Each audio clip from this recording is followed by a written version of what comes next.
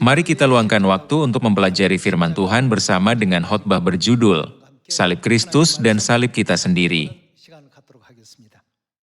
Yesus telah memerintahkan kita untuk memikul salib kita sendiri dan mengikuti Dia. Mereka yang mau mengikuti jalan Kristus dengan benar adalah orang-orang yang tahu bagaimana memikul salib mereka sendiri dan dengan sepenuh hati mengikuti jalan Kristus.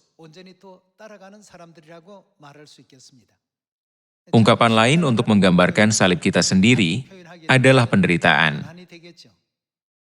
Penderitaan diberikan kepada semua orang dari sorga, seolah-olah itu adalah takdir kita. Khususnya mereka yang ingin mengikuti kehidupan Kristus, selalu memiliki salib mereka sendiri untuk dipikul. Ketika kita menghadapi salib kita, masalah pilihan dapat dianggap sebagai tanggung jawab setiap orang. Kristus tidak menghindari momen tergelap dalam hidupnya, tetapi memilih jalan untuk keselamatan umat manusia. Para pengikutnya melarikan diri, meninggalkannya. Para muridnya pun melarikan diri untuk menghindari momen itu. Bahkan Petrus, yang dikenal sebagai murid yang imannya kuat, menyangkal Kristus bahkan 3 kali. Dalam hidup kita, masa-masa kelam diberikan kepada kita masing-masing. Dengan kata lain, itu dapat dinyatakan sebagai salib kita. Bagaimana kita harus menghadapi salib kita sendiri ketika salib itu diberikan kepada kita? Itu tergantung pada iman dan pola pikir kita masing-masing. Itulah sebabnya Yesus berkata, "Setiap orang yang mau mengikut aku, ia harus menyangkal dirinya, memikul salibnya dan mengikut aku." Setiap orang memiliki salibnya sendiri untuk dipikul. Kita mungkin berpikir, orang itu tampaknya menjalani kehidupan nyaman tanpa kesulitan, karena dia mempunyai uang banyak. Akan tetapi, kenyataannya tidaklah demikian. Setiap orang memiliki masa-masa kelam masing-masing. Perbedaannya adalah, bagaimana kita menanggungnya, bagaimana kita mengatasinya, dan bagaimana kita memilih untuk menghadapi masa-masa itu. Tuhan menyadarkan kita bahwa berkat dan upah akan diberikan sesuai dengan perbuatan kita, dengan mengatakan, "Setiap orang yang mau mengikut aku." Ungkapan setiap orang menunjukkan bahwa tidak ada perbedaan di antara laki-laki, perempuan, orang tua, atau anak-anak dalam hal mengikuti Kristus. Beban salib pasti diberikan kepada setiap orang yang mau mengikuti kehidupan Kristus dengan benar. Hari ini, mari kita sekali lagi belajar melalui Alkitab, bagaimana Kristus telah mengatasi penderitaan, dan melalui pilihan apa, Dia telah menanggung masa-masa kelam untuk memimpin umat manusia ke jalan keselamatan. Perenungan kita tidak boleh berakhir, hanya dengan kesadaran bahwa Hari Raya Roti Tidak Beragi adalah hari raya penderitaan.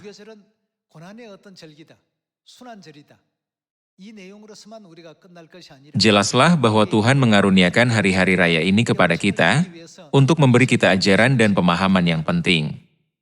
Saya percaya bahwa kita, anak-anak sorgawi, harus berdiri di sisi Tuhan, memilih berdasarkan pandangan Tuhan, dan mengikuti jalannya, padahal masa-masa kelam yang menimpa kita. Mari kita cari tahu melalui Alkitab, bagaimana Rasul Paulus menanggapi masa-masa kelam dalam hidupnya, dan jalan mana yang dia pilih. Mari kita buka Kisah Para Rasul pasal 20 bersama-sama.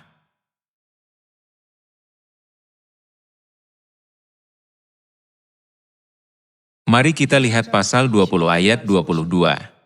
Tetapi sekarang sebagai tawanan roh aku pergi ke Yerusalem dan aku tidak tahu apa yang akan terjadi atas diriku di situ. Selain daripada yang dinyatakan Roh Kudus dari kota ke kota kepadaku, bahwa penjara dan sengsara menunggu aku. Pada saat itu, penjara dan sengsara menunggu Paulus. Mari kita lihat ayat 24. Tetapi aku tidak menghiraukan nyawaku sedikit pun, asal saja aku dapat mencapai garis akhir dan menyelesaikan pelayanan yang ditugaskan oleh Tuhan Yesus kepadaku untuk memberi kesaksian tentang Injil kasih karunia Allah. Harap perhatikan baik-baik bagaimana Rasul Paulus menanggapi masa-masa kelam dalam hidupnya dan jalan apa yang dipilihnya, bahkan menduga kematiannya sendiri. 인생의 그 어두운 순간에 어떻게 반응하고 또 어떤 길을 선택해야 Dalam kisah para rasul pasal 20 ayat 24, Paulus mengatakan bahwa dia tidak menghiraukan nyawanya sedikit pun untuk memberi kesaksian tentang Injil. 귀히 여기지 아니하여 Secara sederhana, bukankah ini berarti dia mengabdikan dirinya untuk memberitakan Injil, bahkan dengan mempertaruhkan nyawanya sendiri? Mari kita lihat pasal 21 ayat 10. Setelah beberapa hari kami tinggal di situ, datanglah dari Yudea seorang nabi bernama Agabus. Ia datang pada kami, lalu mengambil ikat pinggang Paulus. Sambil mengikat kaki dan tangannya sendiri, ia berkata, "Demikianlah kata Roh Kudus, beginilah orang yang mempunyai ikat pinggang ini akan diikat oleh orang-orang Yahudi di Yerusalem dan diserahkan ke dalam tangan bangsa-bangsa lain." Mendengar itu, kami bersama-sama dengan murid-murid di tempat itu meminta supaya Paulus jangan pergi ke Yerusalem. Tetapi Paulus menjawab, "Mengapa kamu menangis dan dengan jalan demikian mau menghancurkan hatiku? Sebab aku ini rela bukan saja untuk diikat, tetapi juga untuk mati di Yerusalem oleh karena nama Tuhan Yesus." Dengan cara ini, ketika kita mengamati kehidupan Paulus dengan cermat, kita dapat memahami bahwa kita masing-masing memiliki salib kita sendiri untuk dipikul. Paulus juga berada dalam situasi di mana dia harus memikul semua salib seperti itu. Dengan melihat kehidupan Kristus, Paulus, yang sangat tergerak olehnya, pergi ke Yerusalem dengan tekad untuk mati, berjuang untuk bersaksi dan memberitakan Kristus dengan benar. 증거하고 전파하기에 이와 같이 노력했고 힘을 썼습니다. Selalu tergantung pada diri kita masing-masing untuk memutuskan bagaimana menanggapi dan apa yang harus dipilih di masa-masa kelam dalam hidup kita. 언제나 각자의 몫입니다. Kita tidak boleh lupa bahwa pilihan kita dapat membawa kita kepada kemuliaan yang kekal atau menyeret kita ke dalam jurang neraka yang kekal jika pilihan kita salah. 같은 상황이라는 것을 우리가 한시도 잊어서는 안 되겠죠. Paulus memilih untuk berdiri di sisi Tuhan dan berjalan di jalan Tuhan. 걸어가기를 선택을 했습니다. Dia sama sekali tidak peduli dengan kematian, siksaan, atau penganiayaan. 그런 것은 조금도 개의치 않았습니다. Dalam kisah para rasul pasal 20 dan 21, kita dapat melihat kehidupan Paulus yang sejak dia mulai memberitakan Injil, rela untuk mati demi Injil. 1장과 21장에서 또 확인해 볼 수가 있습니다. 고린도 Mari kita lihat 2 Korintus pasal 11 ayat 24 bersama-sama. 5 kali aku disesa orang Yahudi, setiap kali 40 kurang 1 pukulan. 3 kali aku didera, 1 kali aku dilempari dengan batu, 3 kali mengalami karam kapal, sehari semalam aku terkatung-katung di tengah laut. Dalam perjalananku aku sering diancam bahaya banjir dan bahaya penyamun, bahaya dari pihak orang-orang Yahudi dan dari pihak orang-orang bukan Yahudi, bahaya di kota, bahaya di padang gurun, bahaya di tengah laut, dan bahaya dari pihak saudara-saudara palsu. Aku banyak berjerih lelah dan bekerja berat, kerap kali aku tidak tidur, aku lapar dan dahaga, kerap kali aku berpuasa, kedinginan dan tanpa pakaian. Dan, dengan tidak menyebut banyak hal lain lagi, urusanku sehari-hari, yaitu untuk memelihara semua jemaat-jemaat. 모든 교회를 Jika ada orang merasa lemah, tidakkah aku turut merasa lemah? 내가 약하지 아니하냐. Jika ada orang tersandung, tidakkah hatiku hancur oleh duka cita? Jika aku harus bermegah, maka aku akan bermegah atas kelemahanku. 하리라 하고 했습니다. Kehidupan Paulus benar-benar serangkaian kesulitan. 삶의 연속이었습니다. Dia diancam bahaya dari pihak orang-orang Yahudi, bahaya dari pihak saudara-saudara palsu, bahaya banjir, dan bahaya dari penyamun. Tidaklah berlebihan jika dikatakan bahwa kehidupan Paulus yang memberitakan Injil adalah kehidupan salib itu sendiri. Namun demikian, dia berkata, dengan tidak menyebut banyak hal lain lagi, urusanku sehari-hari, yaitu untuk memelihara semua jemaat-jemaat. 표현하고 있습니다. Saat ini, ketika kita berpikir tentang penderitaan Kristus melihat salib Kristus, salib yang harus kita pikul tidak ada bandingannya dengan salib 그 Kristus. 십자가는 그리스도의 그 십자가와 비교할 바가 되지 않습니다. Sekiranya besarnya salib yang dipikul Kristus dapat dianggap 1.000 atau 10.000, salib kita dapat dianggap tidak lebih dari 1. 일도 되지 않는 그런 어떤 크기라고 볼 수 있겠습니다. Paulus, yang memandang salib Kristus, yang telah mendahuluinya, selalu ingin mengikuti jalan itu. Hari ini, marilah kita bertekad untuk selalu mengikuti jalan yang telah dilalui Bapa Sorgawi dan Ibu Sorgawi kita, seperti Rasul Paulus. Pilihan ada di tangan kalian, tetapi apa yang akan kalian pilih? Bahkan dalam situasi luar kebenaran, setiap orang menghadapi kesulitan dan masa-masa kelam. 누구에게나 다 있습니다. Namun, tergantung pada apa yang kita pilih selama masa-masa kelam itu, ada hasil yang menyenangkan Tuhan dan yang tidak. 하시는 결과도 있고 그렇지 못한 결과도 발생할 수가 있습니다. Bahkan selama kehidupan di padang gurun, Tuhan mengizinkan ke-12 pengintai untuk mengintai tanah Kanaan, tanah yang berlimpah susu dan madu, terlebih dahulu. 10 orang yang kembali dari pengintaian menyampaikan berita buruk kepada banyak orang. 소식을 전했습니다. Tanah itu tentu bukan tanah yang bisa kita merebut. 땅이 아니다. Ini bukan tanah yang dapat kita masuki. Mereka semua orang-orang raksasa, dan kami seperti belalang, tidak bisa dibandingkan. Kota Yeriko yang mereka miliki adalah benteng yang tak tertembus. 난공불락의 어떤 요새와도 같아. Jika kita mempertimbangkan dampaknya terhadap semua orang Israel, mereka memang membuat pilihan yang sangat salah. 굉장히 잘못된 선택을 한 사람들입니다.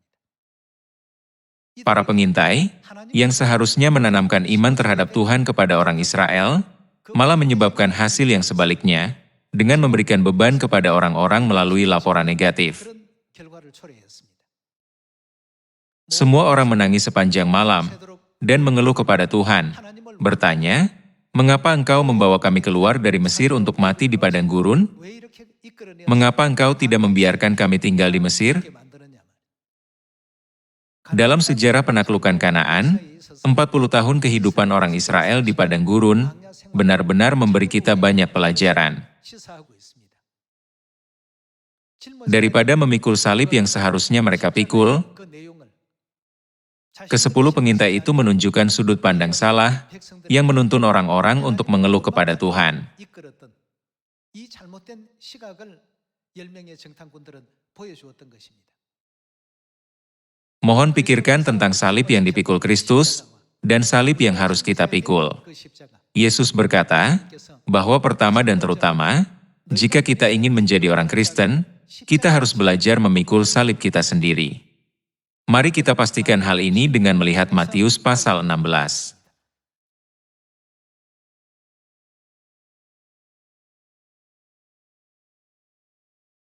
Matius pasal 16 ayat 24.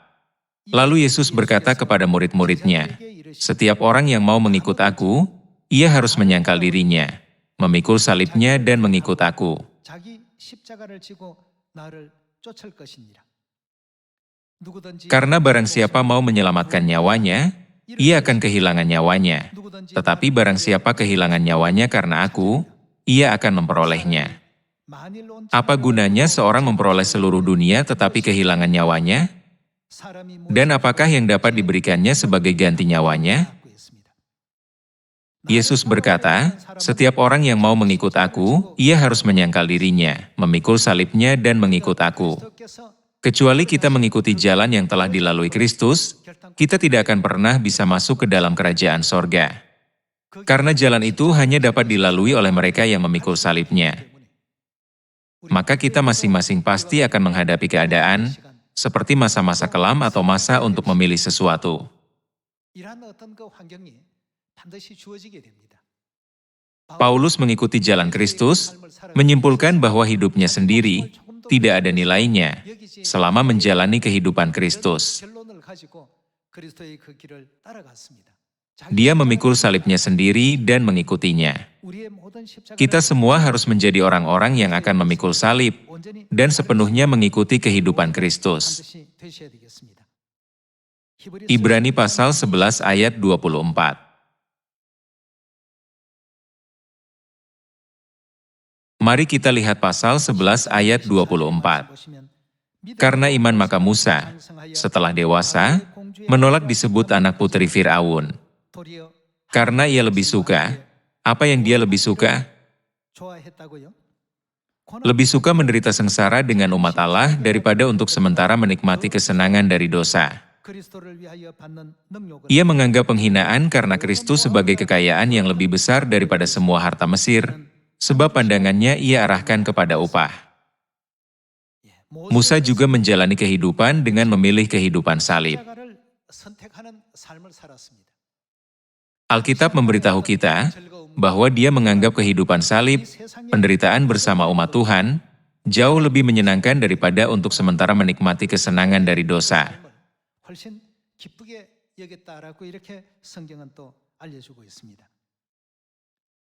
Mari kita terus melihat firman Ibrani pasal 11 ayat 35.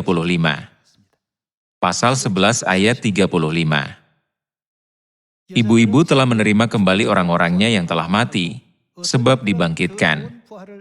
Tetapi orang-orang lain membiarkan dirinya disiksa dan tidak mau menerima pembebasan, supaya mereka beroleh kebangkitan yang lebih baik. Ada pula yang diejek dan didera, bahkan yang dibelenggu dan dipenjarakan.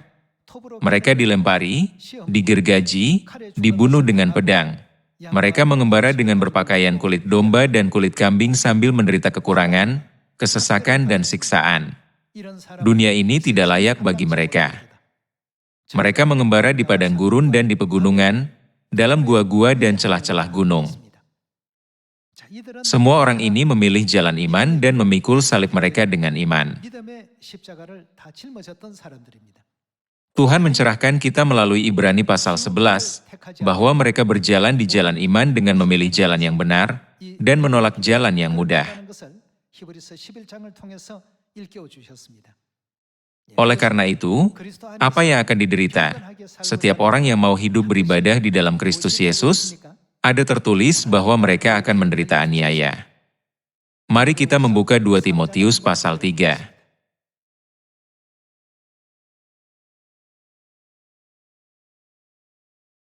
Mari kita lihat 2 Timotius pasal 3 ayat 10. Tetapi engkau telah mengikuti ajaranku, cara hidupku, pendirianku, imanku, kesabaranku, kasihku dan ketekunanku. Engkau telah ikut menderita penganiayaan dan sengsara seperti yang telah kuderita di Antiokhia dan di Ikonium dan di Listra. Semua penganiayaan itu kuderita dan Tuhan telah melepaskan aku daripadanya. Memang setiap orang yang mau hidup beribadah di dalam Kristus Yesus apa yang akan terjadi pada mereka? Mereka akan menderita aniaya. Bagi mereka yang memilih untuk mengikuti kehidupan salib Kristus, pasti akan ada penganiayaan dan masa penderitaan, baik besar atau kecil, pasti akan datang. Bagaimana seharusnya kita menanggapi masa-masa kelam yang tak terhindarkan dalam hidup kita? Karena pilihan ada di tangan kita masing-masing, kita harus memilih dengan bijak. Di antara 12 pengintai, haruskah kita memilih jalan yang sama dengan 10 pengintai, atau sama dengan jalan Yosua dan Kaleb? Dalam situasi seperti Paulus, haruskah kita meninggalkan apa yang harus kita lakukan dan melarikan diri? Atau apakah kita harus terjun ke dalam kehidupan yang membuat kita berpikir, aku pasti akan melakukan apa yang harus kulakukan, meskipun itu berarti mempertaruhkan nyawaku? Semua pilihan ini diberikan kepada semua anak Sion di seluruh dunia ini, dan ini dapat dilihat sebagai salib kita sendiri. Namun, salib tidak hanya membawa rasa sakit dan penderitaan bagi kita. Ada kehormatan mulia di sorga yang mengikutinya. Itulah sebabnya ketika Paulus menduga kematiannya, dia berkata, aku telah menyelesaikan apa yang harus kulakukan. Sekarang telah tersedia bagiku mahkota kebenaran. Bukankah ini sebabnya dia menjadi rasul yang hebat, yang memikul salibnya dengan setia dan maju ke kerajaan sorga, dengan mengikuti jejak Kristus? Ayat 13. Sedangkan orang jahat dan penipu akan bertambah jahat, mereka menyesatkan dan disesatkan. Tetapi hendaklah engkau tetap berpegang pada kebenaran yang telah engkau terima dan engkau yakini. Tuhan telah menyadarkan kita untuk tetap berpegang pada kebenaran yang telah engkau terima dan engkau yakini, dan untuk menjadi umat sorgawi yang sepenuhnya mengikuti jalan salib Kristus Yesus. 하늘 백성이 되라고 이렇게 일깨워 주셨습니다. Mengenai hal memikul salib kita sendiri, Yesus juga memberitahukan kepada kita bahwa mereka yang menderita pasti akan diberkati. 다는 사실을 알려주셨습니다. 우리 마태복음 Mari kita beralih ke kitab Matius pasal 5.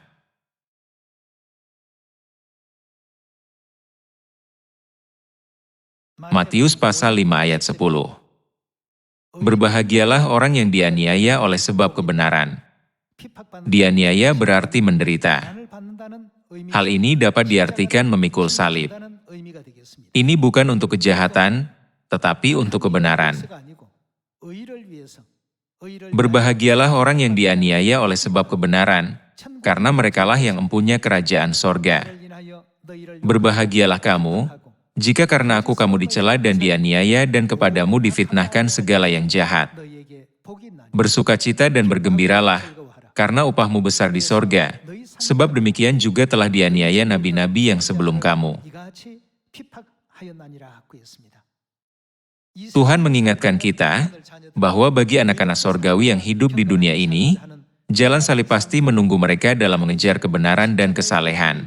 기다리고 있으니까 Karena itu, dia berkata, bersukacita dan bergembiralah, karena upahmu besar di sorga. 주셨습니다. Kita juga dapat melihat bahwa Tuhan tidak pernah mengabaikan mereka yang menderita, 항상 tetapi selalu mengingat dan membalas mereka dengan berkat kekal di sorga. 갚으신다는 것을 깨달음을 주신 내용이 있죠. Mari kita lihat Lukas pasal 16 ayat 19. Pasal 16 ayat 19. Ada seorang kaya yang selalu berpakaian jubah ungu dan kain halus, dan setiap hari ia bersukaria dalam kemewahan. Dan ada seorang pengemis bernama Lazarus, badannya penuh dengan borok, berbaring dekat pintu rumah orang kaya itu, dan ingin menghilangkan laparnya dengan apa yang jatuh dari meja orang kaya itu. Malahan anjing-anjing datang dan menjilat boroknya. Kemudian matilah orang miskin itu, lalu dibawa oleh malaikat-malaikat ke pangkuan Abraham. Orang kaya itu juga mati, lalu dikubur. Dan sementara ia menderita sengsara di alam maut, ia memandang ke atas, dan dari jauh dilihatnya Abraham, dan Lazarus duduk di pangkuannya. Lalu ia berseru, katanya, "Bapa Abraham, kasihanilah aku. Suruhlah Lazarus, supaya ia mencelupkan ujung jarinya ke dalam air dan menyejukkan lidahku, sebab aku sangat kesakitan dalam nyala api ini." Tetapi Abraham berkata, "Anak, ingatlah bahwa engkau telah menerima segala yang baik sewaktu hidupmu, sedangkan Lazarus segala yang buruk." Ini bukan hanya perumpamaan tentang orang kaya yang memiliki lebih banyak harta, dan pengemis Lazarus yang hanya memiliki sedikit. 이와 같은 비유가 아니라 Melalui perumpamaan ini, Tuhan menyadarkan kita bahwa satu orang hidup sesuka hatinya tanpa memikul salibnya, sementara yang lain selalu mengalami kekurangan, ketidaknyamanan, dan kesulitan menjalani kehidupan seperti seorang pengemis.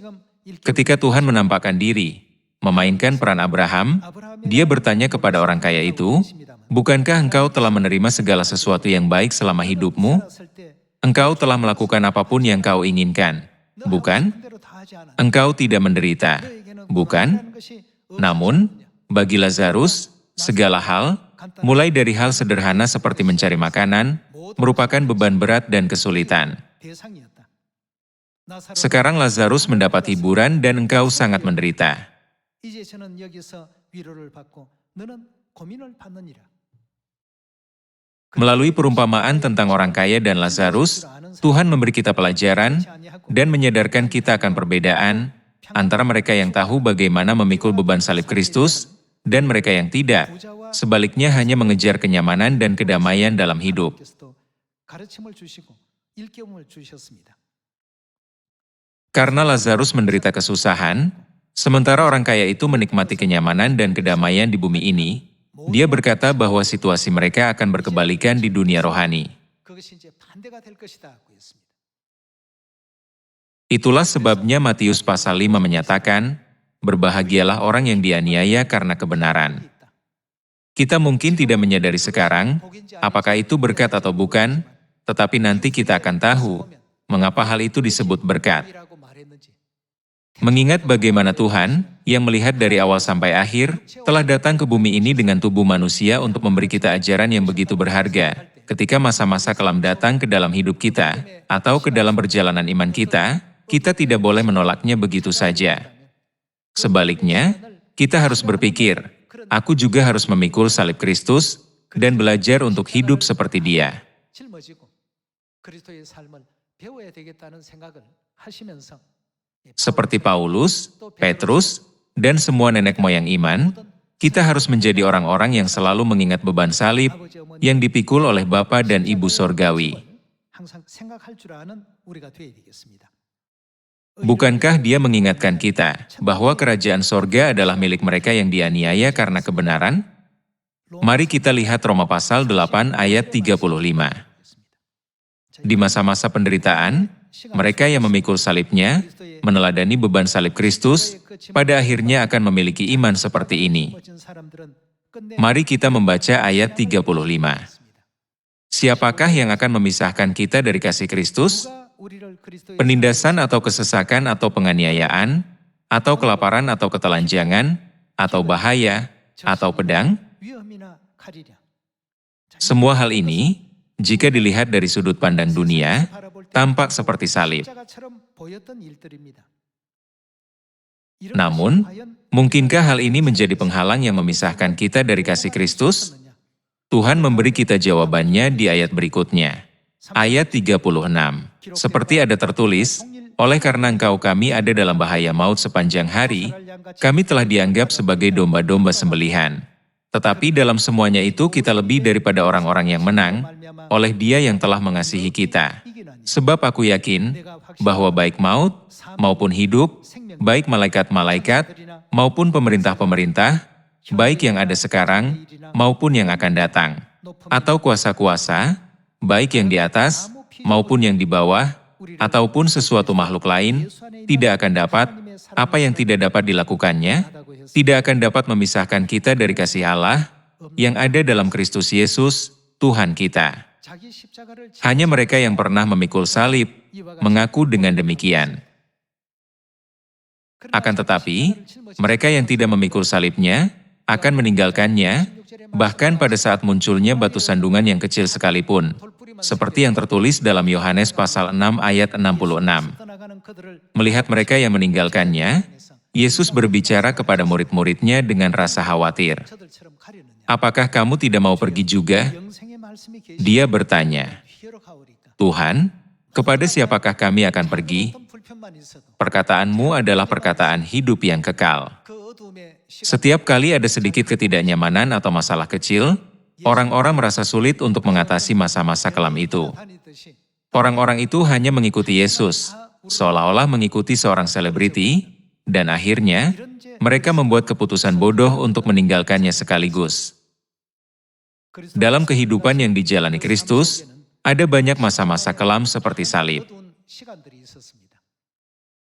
Ada saat-saat penganiayaan dan ejekan, saat-saat kesakitan ketika Dia disalibkan, saat ketika lambungnya ditusuk dengan tombak, dan saat ketika Dia dicambuk. Semua orang yang percaya bahwa tidak ada yang dapat memisahkan mereka dari kasih Kristus adalah mereka yang memikul salib yang disebut penderitaan. Ketika masa-masa kelam datang di hadapan kita, dengan mengingat pengabdian dan pengorbanan Bapa dan Ibu yang selalu mendahului kita, kita harus mengatasinya, memimpin banyak jiwa di sekitar kita ke jalan keselamatan dan pertobatan. Semoga Hari Raya Roti Tidak Beragi benar-benar menjadi saat ketika semua hati dan pikiran kita bersatu dalam tujuan ini. Salib yang dipikul oleh Bapa dan Ibu begitu besar, luas dan berat, sehingga tidak dapat dibandingkan dengan salib kita, yang terlalu kecil jika dibandingkan.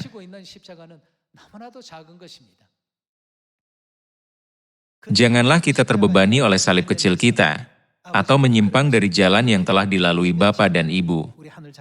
Meminta kalian sekali lagi untuk menjalankan jalan iman yang bertahan sampai akhir dan menang. Saya ingin mengakhiri khotbah hari ini. 말씀을 마치도록 Terima 하겠습니다. kasih. 감사합니다. Tuhan memberkati.